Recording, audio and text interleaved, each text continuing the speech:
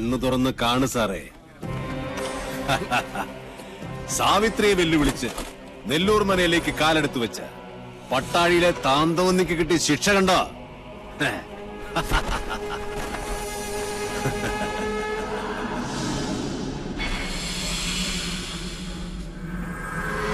ദേവി സാവിത്രി, ചെമ്പ്രയിലെ മക്കളെ കാത്തു രക്ഷിക്കണേ. നാൾക്ക് നാൾ ശക്തിപ്പെട്ടു വരികയാണോ മണിയങ്കോട്ടെ സാവിത്രി? മണിയങ്കോട്ട ഉണ്ണികളോട് കളിച്ചാ കളിക്കുന്നവന്റെ ഗതി ഇതാ. ഒരെണ്ണപ്പാത്തിക്ക് പകരം ഒരു പട്ടട. ഇതോടെ പട്ടാഴിയുടെ നടക്കല്ല് പറയണം. എന്നാ ബോഡി പോസ്റ്റ്മോർട്ടത്തിന് എടുക്കട്ടെ? അല്ലെങ്കിലും ശവത്തെ എടുത്തോണ്ട് പോകാനേ പറ്റുള്ളൂ. സാറേ, ഞങ്ങൾ ഇത് ചുമന്ന് വണ്ടിയിലാക്കി തരാം.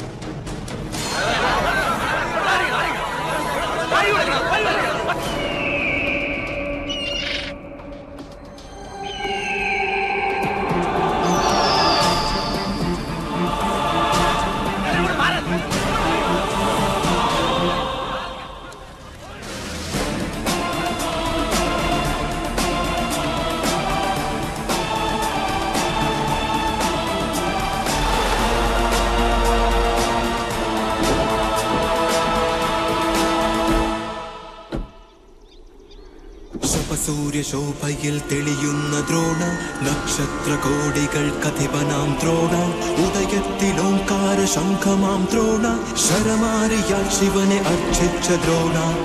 സൂര്യശോഭയിൽ തെളിയുന്ന ദ്രോണ, നക്ഷത്രകോടികൾ കഥിപനാം ദ്രോണ, മാധവൻ, പട്ടാഴി മാധവൻ. ശരമാരിയാൽ ശിവനെ അർച്ചിച്ച ദ്രോണ.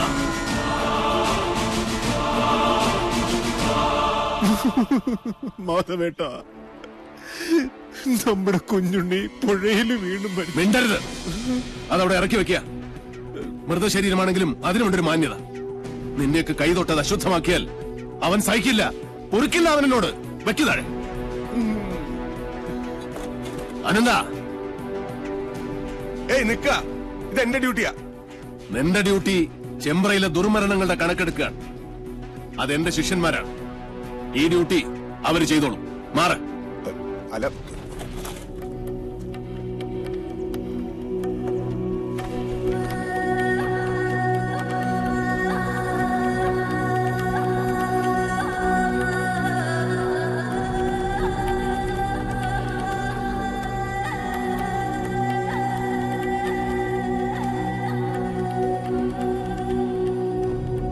മാധവേട്ട, സത്യമായിട്ടും കുഞ്ഞുണ്ണിയെ കൊന്നത് സാവിത്രിയ. വിശ്വസിക്കുക, മറിച്ചൊന്നും ഞങ്ങളോട് തോന്നരുത്. നിർത്തണം. മാധവേട്ട, അലാരിപ്പിൽ തുടങ്ങി തില്ലാനയിലും അവസാനിപ്പിക്കാത്ത ആളെ വിട്ടിയാക്കുന്ന നിന്റെ ഈ നാട്യമുണ്ടല്ലോ, അത് മാധവന്റെ അടുത്ത് ആടണ്ട.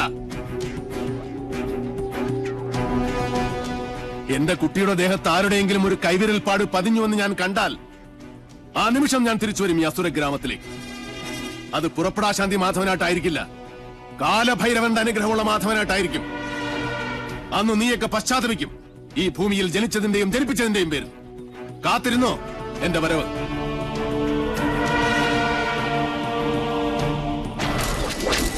വിടില്ല ഒന്നിനെയും ഞാൻ.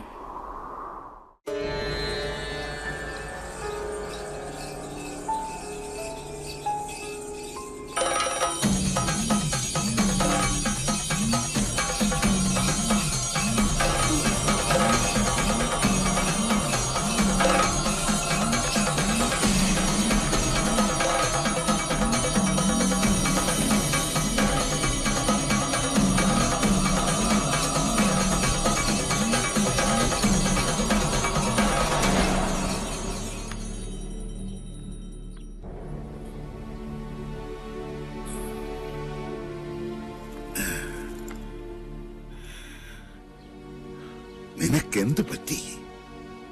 എവിടെ പോയടാ നിന്റെ ചങ്കൂറ്റം? ഇനി മണിയങ്കോട്ട് വീരൻ ആരാണെന്ന് ചോദിച്ചാല് അച്ഛൻ മാത്രമല്ല, ചെമ്പ്ര മുഴുവൻ പറയും എന്റെ ഗിരീശനാണെന്ന്. ആ നിനക്ക് രക്തം കണ്ട പനിക്ക്. ഓ അച്ഛൻ, ഞാൻ പറയുന്നൊന്ന് വിശ്വസിക്കുക. ഞാനല്ല കുഞ്ഞുണ്ണിയെ കുളത്തിലേക്ക് ചവിട്ടി വീഴ്ത്തിയത്. പിന്നെ എനിക്ക് സാധിച്ചില്ല. മണിയങ്കോട്ട് സാവിത്രിക്ക് ഇരയാകാനായിരുന്നു അവന്റെ വിധി. സാവിത്രി? അതെ, കുഞ്ഞുണ്ണി കുളം കാണാൻ പോയപ്പോ ഞാൻ അവിടെ ഒറ്റയ്ക്കായി.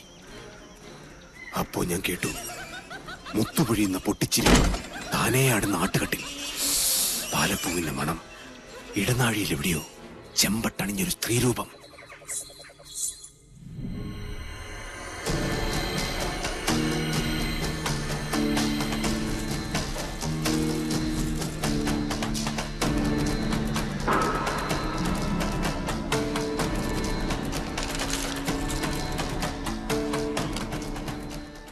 കാര്യമറിയുന്ന കവടികൾ എന്താണാവോ പറയുന്നേ? മരിച്ച കുഞ്ഞുണ്ണി ജീവിച്ചിരുന്ന കുഞ്ഞുണ്ണിയേക്കാൾ അപകടകാരിയാണ്. ചതിച്ചോ എന്റെ ദേവി?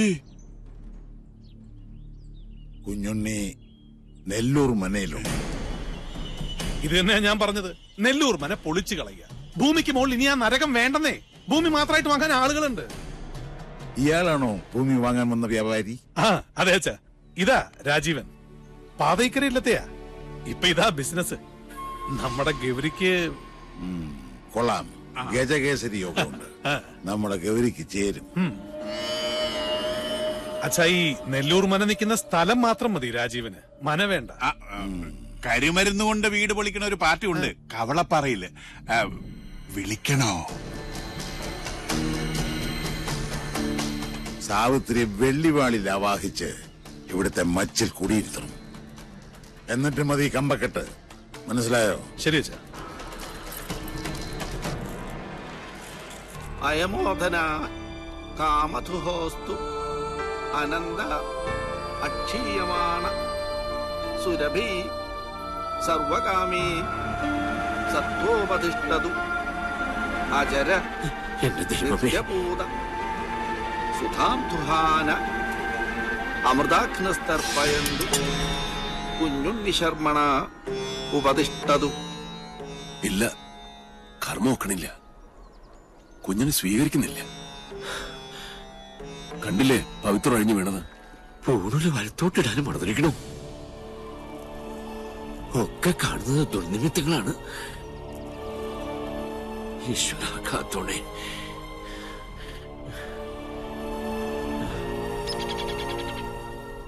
കണ്ടു നിൽക്കാൻ പറ്റണില്ല. ചെയ്യുന്ന കർമ്മങ്ങളും ചൊല്ലുന്ന മന്ത്രങ്ങളും കുട്ടനെ പിഴയ്ക്കണു. ചോറൂട്ടിയ കൈകൊണ്ട് തന്നെ ഇപ്പോ ഇതൊക്കെ കാണാൻ എന്ത് പാപമാണ് ഞാൻ ചെയ്തത്? പ്രതികാരം ചെയ്യിച്ചിട്ടേ കുഞ്ഞുണ്ണി ഭൂമുഖത്തുനിന്ന് പോവും. മണിയക്കോട്ട് സാവിത്രി ഇനി അനുഭവിക്കാൻ പോണേ. നോക്കിക്കോ.